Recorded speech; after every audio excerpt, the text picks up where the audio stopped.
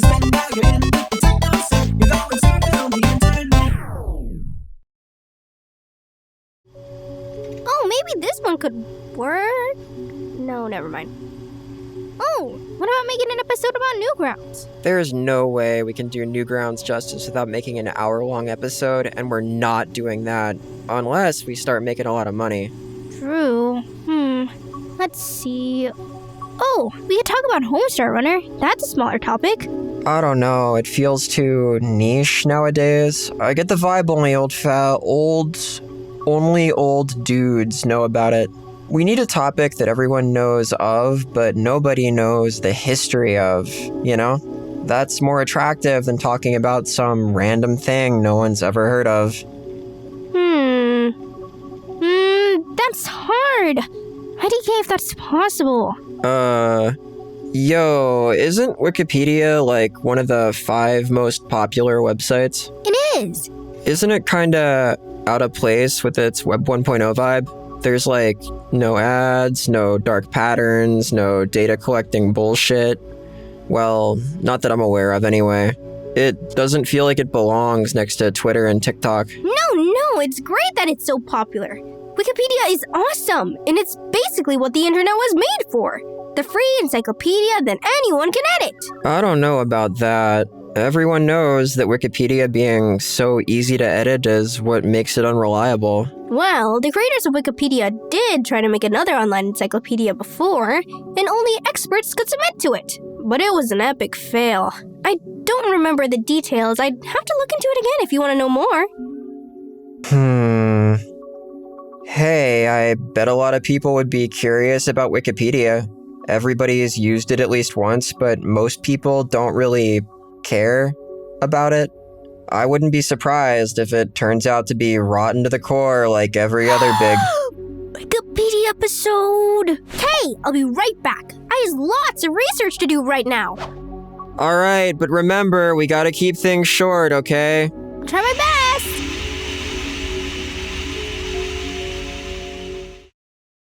Hello, my netizen friends! Welcome to a new episode where we'll learn about Wikipedia and why it totally rules. Wikipedia was launched in 2001, but fun fact, Wikipedia wasn't the first collaborative encyclopedia on the internet.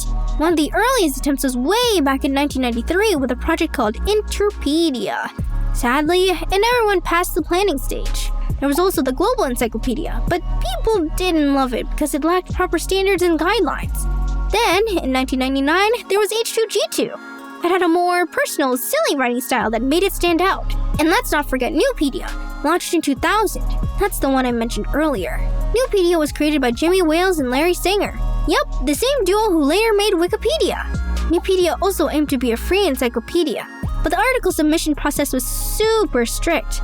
Articles had to go through this long, intense review process to make sure they were top quality. Yeah, that's how encyclopedias were made before the internet, so trying it online makes sense to me. Totally! But sadly, Newpedia shut down in 2003 and only managed to publish 24 articles through that whole review process. But their other project, on the other paw, Wikipedia, that one kept growing and growing. It became the most successful collaborative encyclopedia ever. There are lots of reasons why Wikipedia thrived. It had proper guidelines, a solid structure, great organization, and oh, wait! Before we go any further, I have to explain what a wiki is, because none of the websites we mentioned earlier were wikis. A wiki is basically software that runs a database that users can edit. You can use it on a local network or on the web, and the whole idea is that it's super simple and free for anyone to edit. The very first wiki ever made was WikiWeb in 1995. It was built for programmers to share ideas, projects, and concepts in the programming world. I won't get into all the details, but fun fact, the wiki is still online today, so if you're curious, you can go check it out. Did you know the creator of WikiWeb also came up with the word wiki? It's the Hawaiian word for quick. So yeah, Wikipedia is an encyclopedia built on the structure of a wiki. That's where it gets its name. Don't worry, Manon. We got it. The wiki part of Wikipedia is super important because its openness and anonymity are exactly what let it grow so much. Okay, but what if someone made a new encyclopedia that worked like Wikipedia but could only be edited by pros? Wouldn't that be way better? Well, funny you should say that, because the thing you just described already exists. Wait, really? Yep. In 2006, one of Wikipedia's co-founders, Larry Sanger, started something called the Citizendium Wiki. See, Larry wasn't a fan of how open and easy Wikipedia was for anyone to edit.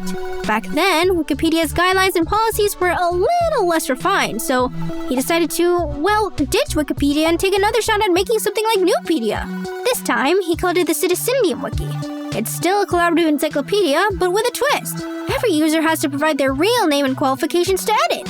I've literally never heard of Citizendium before, so I'm just gonna assume it didn't go anywhere. Yeah, it's kinda slow. Citizendium kept losing momentum over time. Most of its content got stuck waiting for approval. It's the whole Nupedia situation all over again. Even though the Citizendium Wiki does still get edits every day, it's just nowhere near as effective as Wikipedia. Wikis are at their best when they're simple and easy for anyone to edit. That's why Wikipedia is still thriving. Its anonymity and openness make it work. You don't need to be a certified expert to edit a page. You can just be a super passionate fan of the topic. Okay, yeah, I get how extensive peer review gatekeeping kills wikis and stuff, but the problem with everyone being able to edit is that anyone can edit, you know?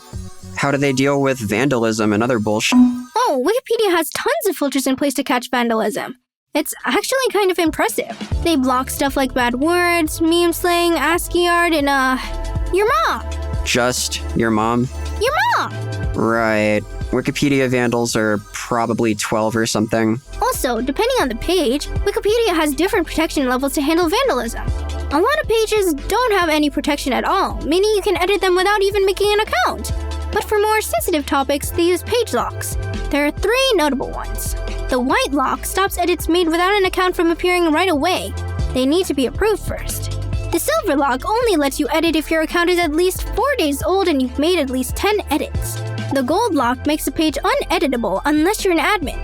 This usually happens during what's called an edit war, where editors keep undoing each other's changes over and over.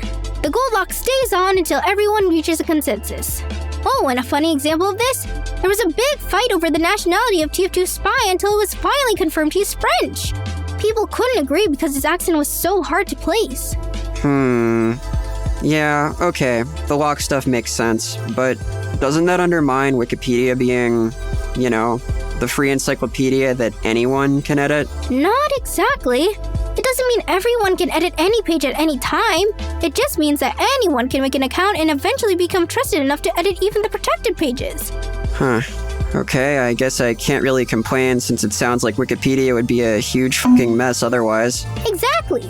And even if someone writes something incorrect in an article, it's usually just a matter of time before someone else comes along and fixes it. Ah, yes, the insatiable human desire to correct people on the internet. Though, that doesn't mean that Wikipedia's pages being easy to edit hasn't caused issues before, like cytogenesis incidents. But keep in mind Wait, what incidents? Oh, cytogenesis incidents. It's kind of tricky to explain, but basically it's when misinformation gets into Wikipedia and then real-world sources cite Wikipedia, accidentally legitimizing the error. Then that source gets cited back on Wikipedia, and then the mistake becomes a self-reinforcing loop. Here's a simpler example though. Did you know that a group of bunnies is called a fluffle? No. It's true, look it up. Tons of articles and Reddit posts use the word fluffle. But here's the twist. That word was actually invented on Wikipedia. Back in 2007, a random user added it to the site. For 3 years, it just sat there, unsourced, before someone finally removed it. The problem was, by then, people had already started using the word for real. It spread like wildfire as this cute little fun fact across the internet. Eventually, it became true that people actually started calling a group of bunnies a fluffle. Because of that, it got added back to Wikipedia, but this time with sources to back it up. Lol, there's a whole page on Wikipedia dedicated to this kind of stuff. Okay, that's dumb and inoffensive, but it also sounds like something really bad could happen if someone manipulated pages related to real events. Like, if bad actors wanted to rewrite history, they could exploit Wikipedia. I get it, but like I said earlier, any wrong information is eventually corrected. Most of these incidents happen because the news cites Wikipedia without double-checking. But keep in mind, the really contentious pages are taken super seriously. That's what the page protection system is for. That makes sense, yeah. Though, while we're talking about bad actors, something else that worries me is Wikipedia being corrupted by money. I wouldn't be surprised if some corpo tried to pay Wikipedia to remove their controversies section. How are they even funding Wikipedia without ads? That site is visited like millions of times per day. Oh, it's mostly funded through donations. Really? Yeah. You're gonna need more than a yeah to convince me. Okay, so here's the deal. Ads have been considered for Wikipedia, but the community fought hard to keep them off the site. That's why they created the Wikimedia Foundation, a nonprofit that hosts Wikipedia. Here, look at this chart. Between 2020 and 2021, the foundation raised over $100 million from 4 main sources. Banner donations, where users donate through those big on-site banners asking for help. Emails, where registered users get a donation request in their inbox. Recurring donations, like subscriptions people set up to give monthly. And gifts, which are large donations over $1,000. Some big gifts come from companies like Google, but there's usually a normal reason for that. Companies that rely on Wikipedia, like search engines, want to keep a good relationship with it. But even with those donations, big gifts only make up about 20% of Wikipedia's funding. So it's not like Google secretly owns Wikipedia or something. It's still hard to believe Wikipedia gets over $100 million per year on people's goodwill alone. Not only do Wikipedia editors do it for free, some even pay to keep the website afloat. Well, a lot of people care about Wikipedia and want it to thrive. Would you rather it get funded by ads and sponsorships, risking its integrity? Good point. I guess it's fine since it's non-profit. I'll take that over the advertisement shithole that is fandom.com. Oh, funny that you mentioned that. Did you know that Wikipedia's co-creator Jimmy Wales is also behind fandom.com? What the Why? Okay, so the project started as WikiCities, then became Wikia, and now it's Fandom. The goal was to create an alternate version of Wikipedia where users could easily run their own wikis. And these wikis could be about anything. It's a great option for hosting detailed info that wouldn't really belong on Wikipedia. Like, imagine making a whole page about Nebida from Homestuck. And that Jimmy guy didn't try to get fandom.com to be part of the Wikimedia Foundation? Nope. Wow, okay, so fandom.com is literally Wikipedia's evil sister. I'm glad Wikipedia didn't go down that road. I'm still mad that they had the balls to rebrand into fandom like they own the word. That platform has so many problems. I know, but there are already a ton of YouTube videos out there explaining why fandom.com is kinda bad, so people can check those out if they want more details. Same with Wikipedia. A lot of videos criticize Wikipedia and point out its flaws, but some of those complaints come from people who don't even understand how Wikipedia works. I mean, sure, some criticisms are valid, like the lack of diversity among its editors and content, but even that is something that Wikipedia's users are super aware of. That's why things like editathons exist. Wikipedians team up to expand coverage of underrepresented people and topics on the site. Trust me, no one is more critical of Wikipedia than its own users. I like the sound of that. Unlike other big social media communities, I guess Wikipedia users can actually get shit done. Like pushing back against having ads. That's pretty based. Exactly. It's just sad that none of those critical videos talk about how awesome Wikipedia is. It's the internet's most important website, and there's so much fun stuff to learn about it. Like, have you heard of the Depth of Wikipedia account that shares all the silly pages? Or the mascot contest? Or Wikifauna? Okay, Manon. Calm down. Wikipedia sounds better than I thought, but you shouldn't romanticize it like it's perfect either. Everyone's still gotta take Wikipedia's content with a grain of salt. We talked about this. You gotta stop blindly hyping stuff we cover in the show. I'm not romanticizing it. And I never said it was perfect. I even brought up cytogenesis incidents earlier. I just want people to see what I see in Wikipedia. Look.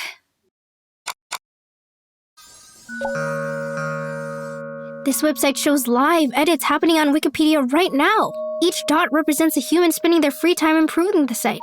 A human who could be anywhere in the world. Well, some countries don't like Wikipedia, but still, Wikipedia is the largest example of human collaboration ever. It's not perfect, but no one should expect it to be flawless.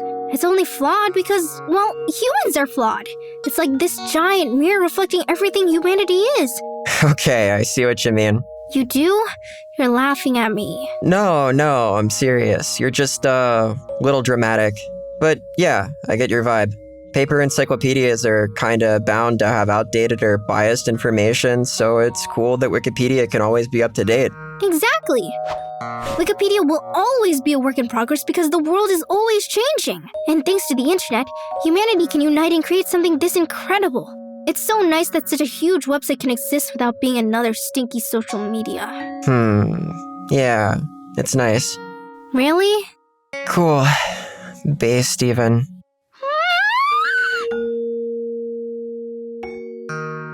I like this website. It's kinda relaxing.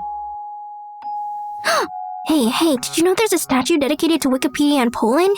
Alright, I think the viewers and I deserve a break after all that info dumping. They can do their own research if they want to. It's all on Wikipedia. Oh yeah. I hope you all have fun going on your own Wikipedia deep dives, fellow internet explorers. See you on the internet.